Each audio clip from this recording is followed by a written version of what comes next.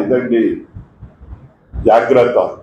నువ్వు ఈ జీవిత యాత్రను చేసేటప్పుడు జీవగ్రంథంలో నీ పేరు రాయబడాలి అంటే నువ్వు చేస్తున్నది, నువ్వు చదువుతున్నది, నువ్వు చూస్తున్నది ఏముందంటే అక్కడ యెహోవా యందు భయభక్తులు. బయట కాదండి ఇవి. బాగా గుర్తుపెట్టుకోవాలా. ఎవరు ఈ మాటలు చేసేది, మాట్లాడేది ఎవరు? ఒకసారి మళ్ళా చదవమ్మా. యెహోవా చాలమ్మా. యెహోవా యందు భయభక్తులు గలవారు. ప్రిన్స్ జోసెఫ్, రూఫస్ అన్న, అక్క, మన సాలమన్ అన్న, అందరం భయభక్తులు గలవారమే. మనం చేసేది ఏంటి? ఏం చేస్తుంటామంట? ఒకరితో ఒకరు మాట్లాడుకుంటుండగా. నాకు అసలు నోరు ఆగదు, అస్సలు ఆగదు. రోజు ప్రార్థన నాకు ఇది, దేవా నన్ను సరిచేయి, దేవా నాకేం రాదు, నన్ను తీసుకొచ్చినావు.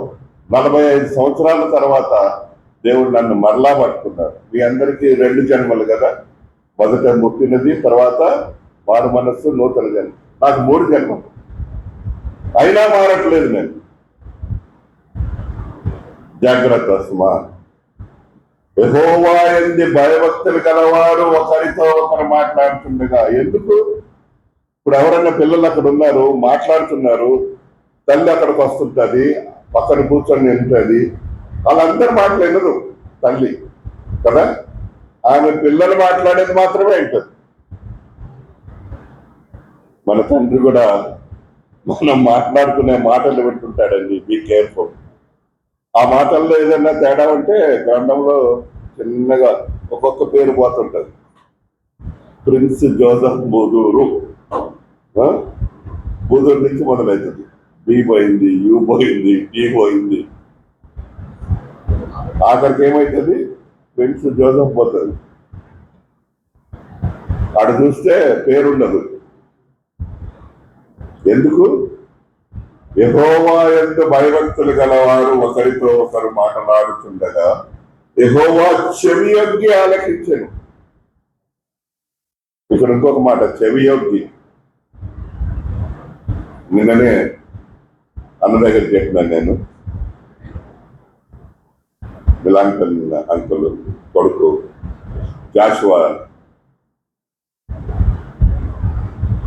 చెవియొగ్గి ఆలకించు. ఇక్కడ పైన రాస్తున్నది ఏమని రాస్తున్నది చదవండి. ఈ రాజు నీ ప్రభువు. దానికి ముందు మాట ఎవరైనా చదవగలరా? చదవండి. కీర్తన 45.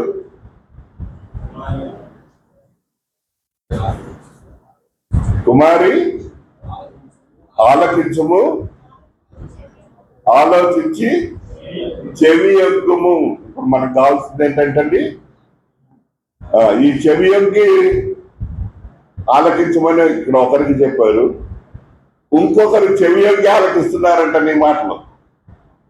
యెహోవా యందు భయభక్తులు గల వారి మాటలు ఒకరు ఒకరితో ఒకరు మాట్లాడుతుంటే ఎవరు ఆలకిస్తున్నారు?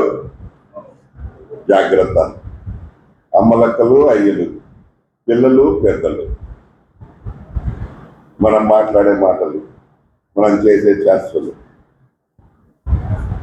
మరియు యెహోవా యందు భయభక్తులు కలిగి ఆయన నామమును స్మరించుచు ఉంటూ వారికి. ఇదంతా పిల్లలకే అండి, అన్యులకు కాదు, రక్షణ లేని వారికి కాదు. యెహోవా యందు భయభక్తులు గల వారికి ఆయన నీ మాటలు నా మాటలు వింటాడంట. యెహోవా యందు భయభక్తులుండి ఆయన నామమును స్మరించు అంటే ఏంటి? ఇదిగో మీటింగ్కి వచ్చేయడం, ముందుండడము, పాటలు పాడటము, పనులన్నీ చేసేయడము, ఆయన నామాన్ని స్మరిస్తూ ఉండడము, ఎప్పుడు ప్రార్థన. మనం అనుకుంటాం భలే చేస్తున్నాం మనం. Be careful what you are doing. ఇక్కడేం రాసిందంటే వారందరికీ అంటే జ్ఞాపకార్థముగా ఒక గ్రంథము ఆయన సముఖమందు రాయబడి ఉన్నది. అదే మనము ఇందాక వరకు చూసిన ఈ 3 రెఫరెన్సెస్. జీవగ్రంథములో ఎవడి పేరైనను వారి పేర్లు జీవగ్రంథములో రాయబడి ఉన్నవి. వాళ్ళు అక్కడ కొట్లాడుకుంటున్నారు. సరిగ్గా ఉండమని పౌలు బతిమలాడుతున్నాడు. అయితే వాళ్ళకి ఇచ్చిన ఘనత ఏంటి? వారి పేర్లు, అబ్బా నేను అలాగుండాలండి. ఎవడన్నా కొట్లాడుకుంటుంటే మనకు చెప్పాలా? అరే వాళ్ళ పేర్లు జీవగ్రంథంలో రాయబడి ఉన్నాయి, మన పేర్లు ఎక్కడున్నాయి? కొట్టేస్తున్నారు. Be careful. దేవుని సముఖమందు రాయబడి ఉన్నాయి. మన ప్రతి కాన్వర్సేషన్, ప్రతి మాట దేవుడు ఆలోచిస్తుంటాడు. బైబిల్లో రాయబడి ఉన్నది, గోడలంటే మన కొరకు సాక్ష్యం ఇస్తుందంటే, గాలి మన కొరకు సాక్ష్యం ఇస్తుందంటే, ప్రతిదీ మనకి అవన్నీ అగేన్స్ట్ గా ఉండకూడదు, అన్ని ఫర్ గా ఉండాల. అవును నేను విన్నాను, బ్రదర్ మాట్లాడినాడు, ఇంతకు ముందు అక్కడ ఉండినాడు, అట్లా లేదు అని. అవును ఈ సిస్టర్ ఇలాగా ఉండింది, కానీ ఇప్పుడు అట్లా లేదు, మారింది. వారి యొక్క మాటలు, తీరు, ఎల్లప్పుడూ దేవుని స్మరించే విధానము, భయభక్తులు అన్ని మారిపోయినాయి. అది దేవుని ముందు ఇవన్నీ నీ కొరకు నా కొరకు సాక్ష్యం ఇవ్వాలి. నేను ఇక్కడ కొన్ని మాటలు ఇంగ్లీష్ లో రాసిన, మన జీవిత యాత్ర సాగడం ఆయన గురించి ఒక మాట. ఇశ్రాయేలీలు 40 సంవత్సరాలు ఐగుప్తులోంచి వచ్చి 40 సంవత్సరాలు అరణ్యంలో ప్రయాణిస్తా పోతా ఉన్నారు. వాళ్ళ యాత్రలో వచ్చిన ప్రాబ్లం ఏంటి? ఆ యాత్ర ఫలితం ఏమైందో తెలుసా మీకు? 40 సంవత్సరాలు 6 లక్షల పురుషులు, 6 లక్షల స్త్రీలు, 6 లక్షల పిల్లలు, ఆల్మోస్ట్ 20 లక్షల మంది, 2 మిలియన్ పీపుల్. 15-20 సంవత్సరాల లోపల వాళ్ళు తప్ప అందరూ చచ్చిపోయారు. ఏం లాభం? అన్ని లక్షల మంది చచ్చిపోయారు. దేవుణ్ణి నమ్ముకొని ఫస్ట్ టైం పష్టామది వధించి దేవుని నామం పెట్టి స్వచ్ఛంద సియోనువాస్ అని పాటలు పాడుకుంటూ ఊరేగి వెళ్ళినోళ్ళు పోయారు. ఎక్కడ పోయినారో తెలియదు. దేవుణ్ణి నమ్మి ఆయన ఎవరో తెలియకుండా ఆయన మీద విశ్వాసం ఉంచి కల్దీల దేశంలో, ఊరు అనే ప్రదేశంలో గొప్ప ధనవంతుడైన ఒక మనిషి ఎవరో ఒకరోజు ఆయనతో మాట్లాడితే లేచి బయలుదేరి వచ్చేసాడు. ఏం తెలియకుండా ఊరు, తల్లిని, తండ్రిని అందరినీ పెట్టొచ్చాడు. తండ్రి అన్నాడు, నేను కూడా వస్తాను పా నీతో అన్నాడు. కానానికి వచ్చినాడు. ఇశ్రాయేలీలు వాళ్ళు మొదటి వచ్చిన వాళ్ళు ఎవ్వరూ కానానికి రాలేకపోయినారు. 400 సంవత్సరాలకు ముందు అబ్రహాము కానానికి వచ్చినాడు. కానీ కానాన్లో అబ్రహాం ఎప్పుడూ ఇల్లు కట్టుకోలేదు, డేరాల్లో ఉన్నాడు. దేవుని కొరకు ఎదురు చూశాడు. మన ప్రయాణం ఎలా ఉంది? నీ ప్రయాణము, నా ప్రయాణం ఎలా ఉంది? మన ప్రయాణం అంతా ఒకటే. నేను చెప్తాను చూడండి, పెరుగుతాము, చదువుతాము, బీటెక్ చేస్తాము, అమెరికాకి వెళ్ళాలని మొదలు పెడతాం. పెళ్ళి అవుతుంది, పిల్లలు వస్తారు, మందిరానికి వెళ్తాము, మామూలుగా ఉంటాము, ఇల్లు కట్టుకోవాలంటాం. ఇల్లు కట్టుకున్న తర్వాత కారు కొనుక్కోవాలి, ఇదే మన ప్రయాణం. దీంట్లో ఈ మసిపూసి మారేడుకాయ చేయడానికి ఏం చేస్తాం? మనం తెల్లవాట్లు వేసుకొని ఆదివారం గుడికొచ్చి కదా మన పేర్లు బ్రదర్ ముఖం చూపిస్తే ప్రార్థన చేస్తాడు, మనకు బాగుంటుంది. మనం కూడా మందిరంలో ఉంటున్నాము. జాగ్రత్త. మనము ఈ లోకంలో ప్రయాణం చేస్తున్నాం. మన ప్రయాణం ఎలాగున్నది? మన ప్రయాణం ఎటువైపు వెళ్తుంది? పెద్దోళ్ళు, తెలిసిన వాళ్ళు, దేవుని భక్తులు, ప్రవక్తలు అందరూ నీలాంటి నాలాంటి వాళ్ళే. ఏలియా ప్రవక్త మనకు తెలుసు కదా, అదిగో అక్కడ రాసింది ఏలియా గురించి కూడా. మన వంటి స్వభావం గల మనుషుడే. అతడు ప్రార్థన చేయగా 3.5 సంవత్సరాల వరకు భూమి మీద పడలేదు. ఒకరోజు పారిపోయాడు. పారిపోయాడంతే. ఎంత పారిపోయాడంటే పోయి ఒక చెట్టు కింద కూర్చొని ఇంత వెతుకు దేవా తీసే ఇంత మట్టుకు చాలన్నారు. మన యాత్రలో మనం ఏం చేస్తున్నాం? ఈ మాట ఎందుకు చెప్తున్నానంటే, నేను ఈ సంగతులన్నీ there is nothing wrong. This is a human life. మానవ స్వభావము, మానవ సహజము మనం తప్పులు చేయడం. అయితే మన తప్పులు, మన మాటలు, మన ప్రవర్తన దేవుడు ఆలకిస్తున్నారు. ఏలియాకి ఏం చెప్పాడు? చచ్చిపోతానంటే దూత వచ్చి అన్నం పెట్టిన తిను, బలపడు, నిద్రపో, లేవు అన్నాడు. మనల్ని కూడా మన సంఘంలో మనకి ఏదైనా బాధ వచ్చి మన యాత్రలో మనం ఇది ఎందుకు ఇది అనుకుంటే సేవకుడి దగ్గరికి వచ్చినప్పుడు దేవుడు మనతో మాట్లాడతాడు, మనల్ని బలపరుస్తాడు. మనల్ని బలపరిచి తిరిగి ఆ యొక్క ఆలోచన నుంచి తీసేస్తాడు మనల్ని. మనం జాగ్రత్తగా ఉండాలని ఇది చూడాలి మనం ముఖ్యంగా.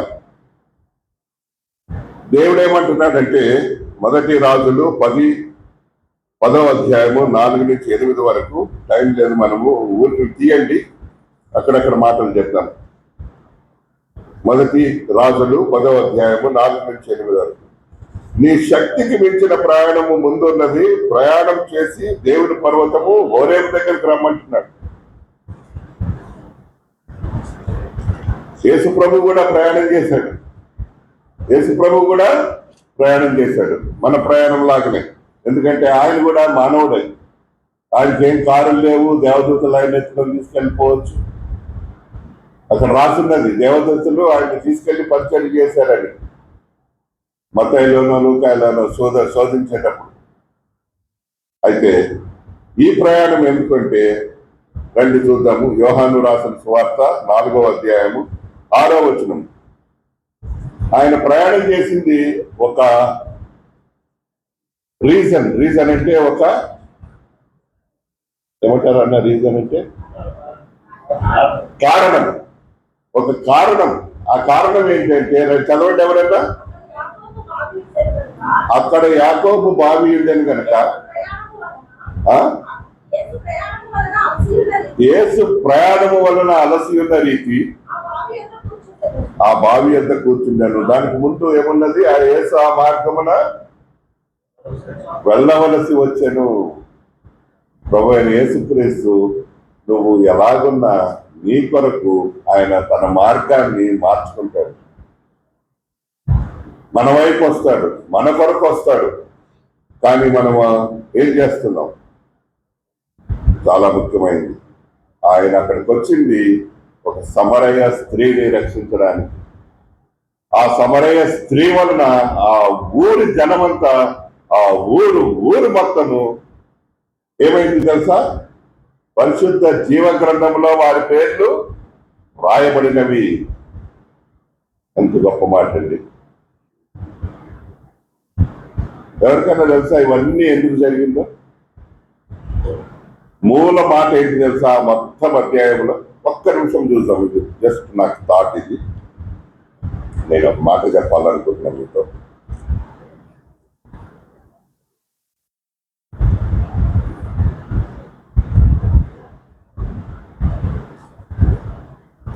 పదిహేడవ వచనం ఎవరన్నా చదవండి. 4వ అధ్యాయము.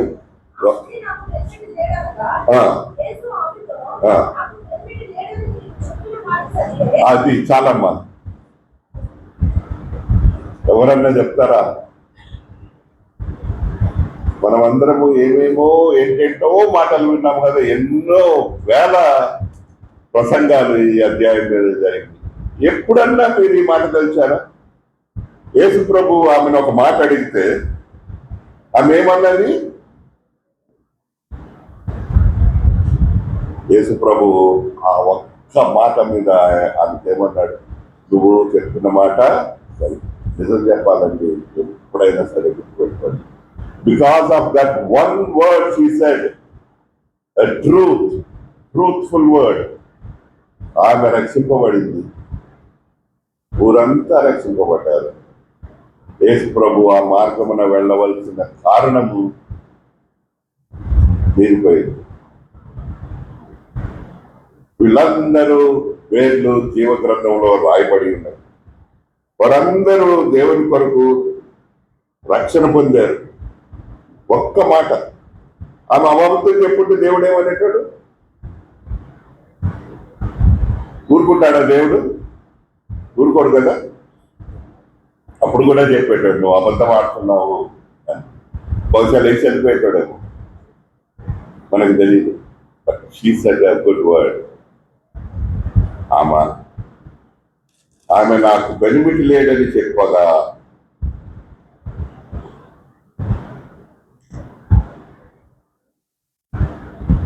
ఎంత గొప్ప మాట అండి. జాగ్రత్త. ముఖ్యంగా ఈ మాట నేను ఎందుకు చెప్తున్నానంటే, మనము అబద్ధాలు ఎట్లా ఆడతామంటే ఒక మాట చెప్పాలి.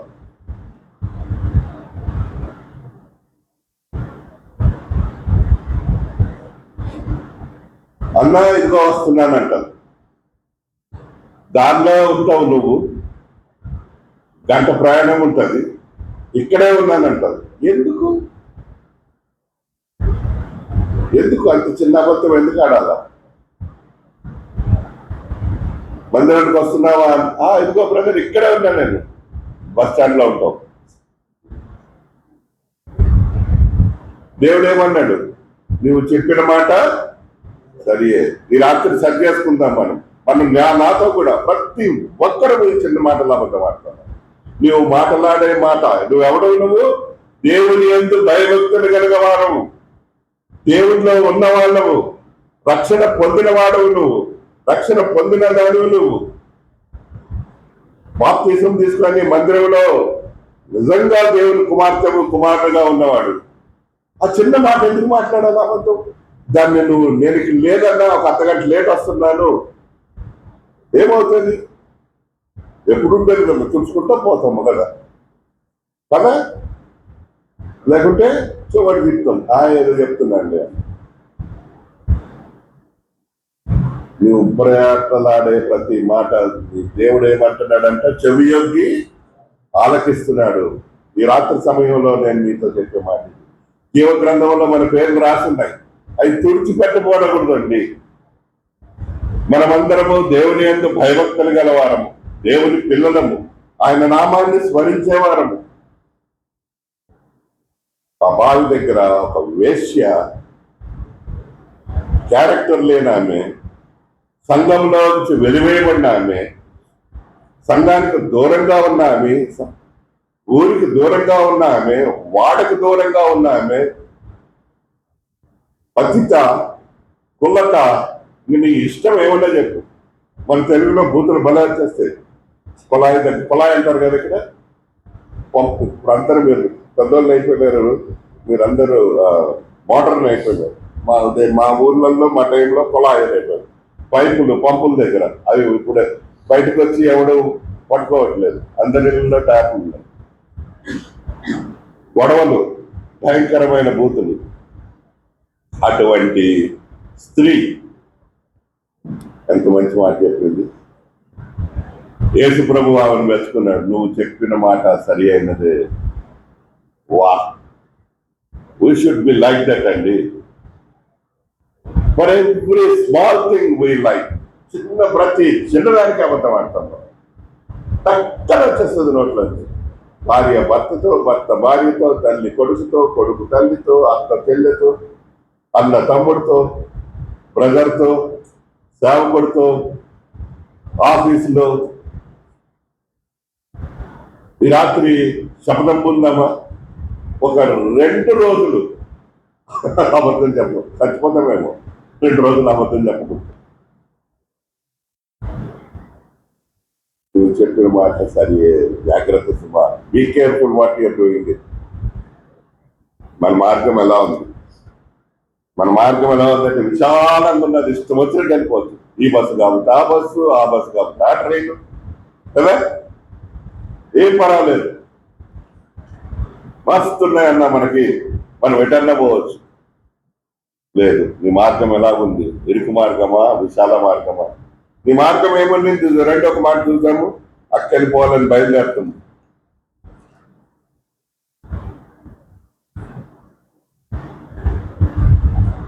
కీర్తన 84:5.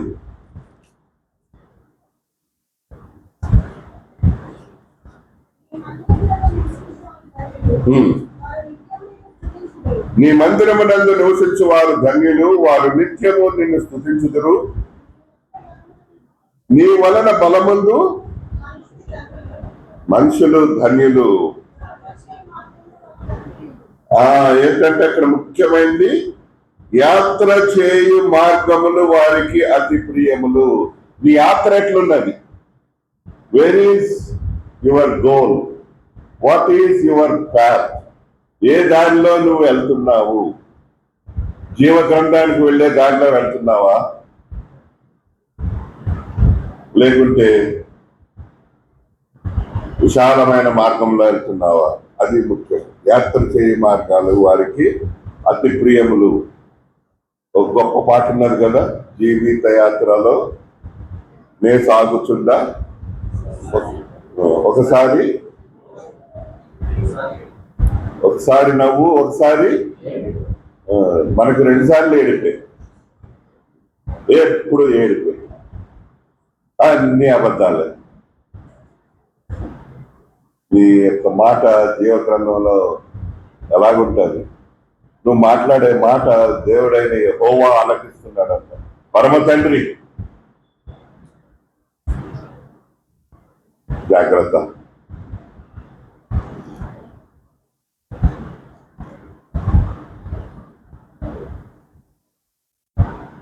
యాత్ర చేయు మార్గములు వారికి అతి ప్రియములు. 7వ అధ్యాయం 7వ వచనం చదవండి ఎవరైనా. 84:7. వారు నానాటికి బలాభివృద్ధి నొందుచు ప్రయాణము చేయుదురు. వారిలో ప్రతివాడును సియోనులో దేవుని సన్నిధిని కనబడను. నీ యాత్ర ఎలా ఉండాలండి? సియోనులో రావాలి, సియోను వైపు ఉండాలి. యాత్ర మార్గాలు వాళ్ళకి ప్రియములు. The travelling in a way where the path leads to Zion. Zion ఏంటి? దేవుని మందిరము, దేవుని పురము. నువ్వు అక్కడికి వెళ్ళాలి. నీ పేరు జీవగ్రంథంలో రాయబడి ఉండాలి. ఎంత గొప్ప మాటలు ఇవి. మనం ఎలాగున్నాము? మన యొక్క దారి ఎట్లుంది? ప్రయాణంలో అంటే మనము నానాటికి బలాభివృద్ధి పొందాలి అంటున్నాడు. హానోకు 300 సంవత్సరాలు నడిచి దేవుడితో వెళ్ళిపోయాడు. అలాగా నడుచుకుంటే వెళ్తా దేవుడు అన్నాడంటే, నేను ప్రతిరోజు మీ ఇంటికి వస్తున్నా, నిన్ను చూస్తున్నా, మన ఇద్దరం గడిచిపోతున్నాము, ఈరోజు మా ఇంటికి రా అన్నాడు. అంతే, దేవుడి ఇంటికి వెళ్ళిపోయాడు. మన యాత్ర ఎట్లుంది? బలాభివృద్ధి పొందాలి, సియోను వైపు వెళ్ళాలి. నీ నడక, నీ గమ్యము, నీ చూపు ప్రతిదీ సియోను వైపు ఉండాలండి. చాలా ముఖ్యమైనది సహోదరులారా. ఏలియా ఈ జీవితం నాకు వద్దు, చచ్చిపోతానని నిలబడ్డాడు. ఏమైనాడు? అగ్ని రథాలతో పైకి ఎత్తబడినాడు. మాట ఎందుకు? మనం కూడా ఏలియా మన వంటి స్వభావం గల మనుషుడే. ఎంత గొప్ప మాట అండి, ఎంత ఆదరణ మాట ఇది. ఈ గోడలకే పరిమితం అయిపోయింది కదా, నేను రాగానే తండ్రిని అని. ఇవి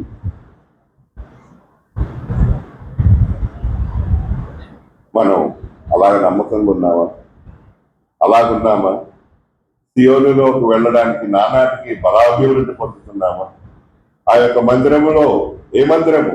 దేవుని మందిరము, పరిశుద్ధ పట్టణము, యెరూషలేము నగరము, ఆ స్వర్గ సీమలో వెళ్ళడానికి మీకు ఆ గోల్డెన్ టికెట్ ఉన్నదా? ఇండియన్ ఐడల్ చూస్తారులే మీరంతా, గోల్డెన్ టికెట్ తెలుసు కదా, జంప వెళ్ళిపోతాం. ఏలియా మన వంటి మానవ స్వభావం గలవాడే, రథాలతో తీసుకొని వెళ్ళాడు. తిరిగి వచ్చి మళ్ళా కొండ మీద రూపాంతరం అప్పుడు దేవుని దగ్గర తప్ప అలాగుండాలండి. మన మాట దేవుడు ఆలపిస్తున్నాడు. మనం స్మరణ చేసేటి అవన్నీ అంట ఒక గ్రంథంలో రాయబడి ఉన్నాయి. వ్యాఖ్యానమా రాత్రి నువ్వేం చేస్తున్నావు? రండి ఇంకొక మాట చూద్దాం. 1 పేతురు 2వ అధ్యాయము 11వ వచనం. పేతురు గారు ఏం చెప్తున్నారో చూద్దాం.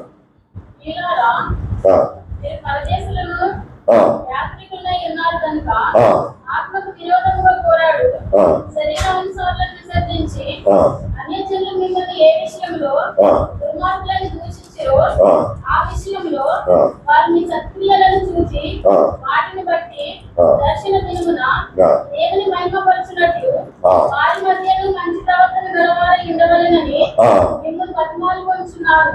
వారి మధ్యను మీరు ఎలా ఉండాలండి? ఏంటో మళ్ళా నాకు తెలియదు, ఆ మాట తెలియదు నాకు. మంచి ప్రవర్తన అంటే ఏంటి? మంచి ప్రవర్తన అంటే ఏంటి? ఎవరికైనా తెలుసా? దావీదు కీర్తన 1వ అధ్యాయం. యెహోవా యందు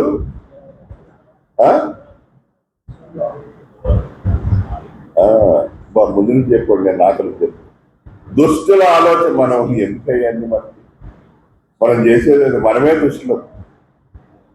మంచి ప్రవర్తన అంటే ఏంటంటే ఇది దుష్టుల ఆలోచన చొప్పున నడవక, అపహాసకులు కూర్చుంటే చోటని కూర్చుండక, పాపుల మార్గం నిలవక. అన్ని ఎందుకు లేనాయి మళ్ళా గుర్తు చేస్తారు నాకు. నీ పేరు జీవ గ్రంథం అందు రాయబడి ఉంది, దాన్ని కాపాడుకో. రాత్రి మరొకసారి దేవుడు నిన్ను నన్ను హెచ్చరిస్తున్నాడు.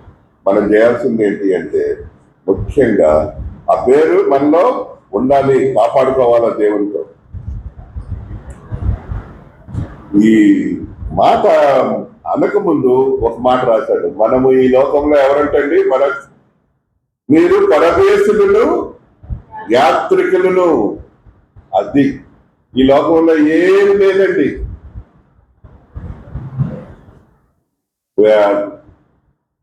ట్రావెలర్స్, సోజర్నర్స్ కదా. మనం పరదేశులము, యాత్రికులము. ఏం తీసుకురాలేదు, ఏం తీసుకెళ్ళదు. మధ్యలోనే ఈ గొడవలన్నీ. మన మాటలు, మన క్రియలు, మన తలంపులు అన్ని దేవుని దగ్గర ఉన్నట్టే ఉంటాయి, కానీ మనుషునికి కనబడుతుంటాయి, దేవునికి కనబడవు.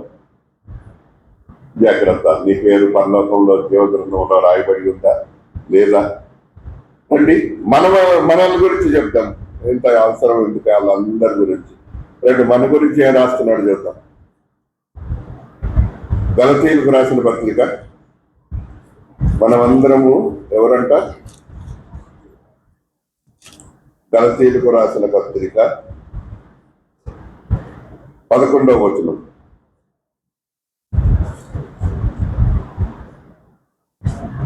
గలతీయులకు రాసిన పత్రిక 3వ అధ్యాయము 11వ వచనం.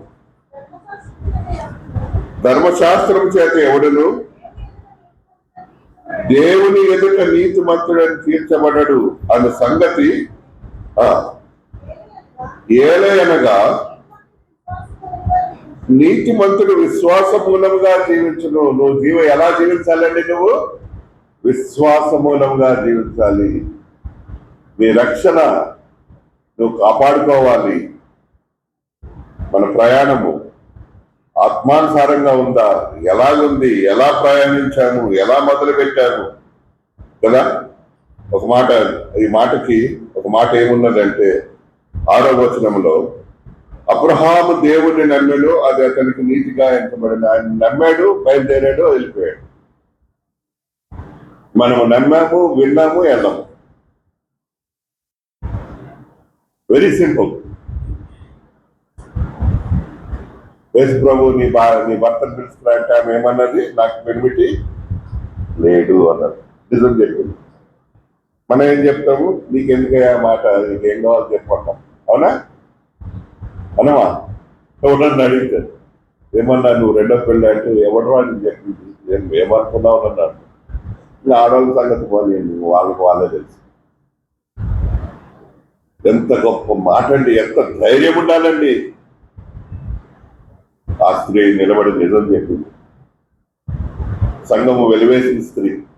లోకం వెలివేసిన స్త్రీ, లోకరీతిలో ఆమె జీవితంలో తెలిసి తెలిసి చేసిన పాపం అది కదా. తెలియక చేసిన పాపం కాదు అది, తెలిసి చేసిన పాపం. రోజు 5 భయపెట్టి ఉన్నారు, ఇప్పుడు ఉన్నవాడు నీవాడు కాదు, but I know what you are doing. ఒక టెస్ట్ పెట్టినాడు, టక్కన పాస్ అయిందండి, స్టేట్ ర్యాంక్, ఫస్ట్ ర్యాంక్ వచ్చింది. యూపీఎస్సీ ఎగ్జామ్ ఐఏఎస్ పాస్ అయిపోయింది. చూడగానే ఇంటర్వ్యూ లేదు అన్నారు, ఆయన ఆర్ సెలెక్టెడ్ అన్నాడు. అలాగుంటారు మనం. ఇమ్మీడియట్ గా ఆమె పేరు జీవ గ్రంథంలో రాయబడింది, మన పేరు అలా ఉండాలి. ఇంకో మాట చదువుకున్నామా? మొదటి పేతురు మొదటి అధ్యాయము, మొదటి పేతురు మొదటి అధ్యాయము, మొదటి పేతురు మొదటి అధ్యాయము 17వ వచనం. ఆ, ఆ,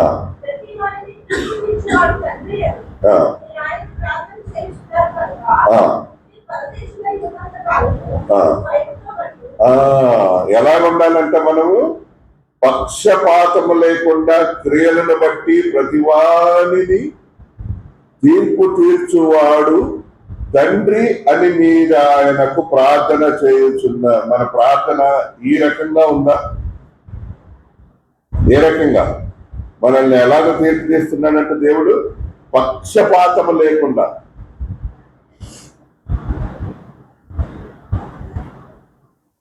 జాగ్రత్త. మీరు పరదేశులై ఉన్నంత కాలము భయముతో ఏం చేయాలంటే మనము గడుపుడి. ఇంతకుముందు చూసిన వాక్యంలో ఏమున్నది? పరదేశులై ఉన్నారు కాబట్టి జాగ్రత్తగా ఉండండి. నీ ప్రయాణం ఈ లోకంలో ఎలాగుంది? నువ్వేం చేస్తున్నావు? చాలా ముఖ్యమైనది. నీ యొక్క పేరు జీవ గ్రంథంలో రాయబడి ఉందా లేదా? మన వాక్యము మనకేంటి? వెలుగు. ఆ వాక్య వెలుగులో మనం ఉండాలి, వాక్య వెలుగులోనే మనం నడవాలి. కీర్తనాకారుడు 119వ అధ్యాయంలో రాస్తున్నాడు, చూడండి. 54వ వచనం ఎవరన్నా చదవండమ్మా, ఎవరన్నా బ్రదర్స్ కానీ సిస్టర్స్. నీ ధర్మశాస్త్రమును అనుసరించుటకు ఏం చేయాలంట? మళ్ళా చెప్పండి గట్టిగా. బుద్ధి. అయ్యో, అది నువ్వు బుద్ధి లేనివాడు అవునా కదా? అవునా కదా? నేను చెప్పిన మాట కాదు.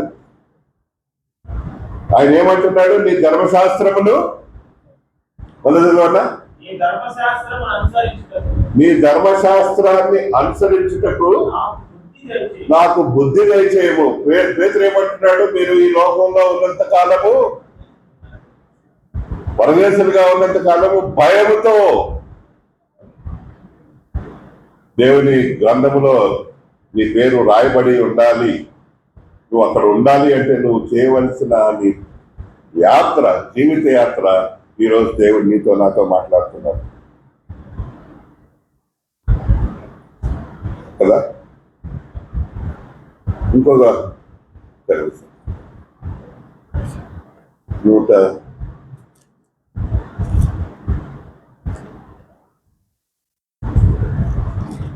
టైం అయిపోతుంది.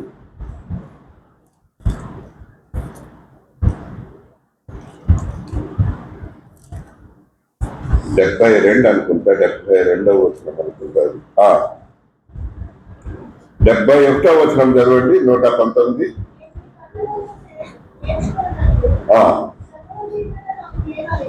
శ్రమ నుండి ఉండుట నాకు మేలాయను. ఇది అస్సలు మనకు పనికే రాదు, మనకు పనికిరాంది. శ్రమ నుండి ఉండుట మేలావడం. తిమోతిలో రాసింది ఏమున్నది? యేసుక్రీస్తునందు సద్భక్తితో బ్రతుకును ఉద్దేశించి వారందరూ సంతోషంగా ఉందురు. యేసుక్రీస్తుతో సద్భక్తితో ఉండే వాళ్ళందరూ ధనవంతులు ఉందురు. యేసుక్రీస్తుతో సద్భక్తితో ఉండే వాళ్ళందరూ పైసలు తీసుకురండి, నాకు ఇవ్వండి. శ్రమ శ్రమ శ్రమ. ఈ లోకయాత్ర ఏంటండి? శ్రమ. నీ మాట్లాడే మాటలు యెహోవా యందు భయభక్తులు గారు ఒకరితో ఒకరు మాట్లాడుతుండగా యెహోవా చెవియొగ్గి ఆలకించినట్ట. జాగ్రత్త, నీ మాటలు లాగున్నాడు. సమరయ స్త్రీ చెప్పింది,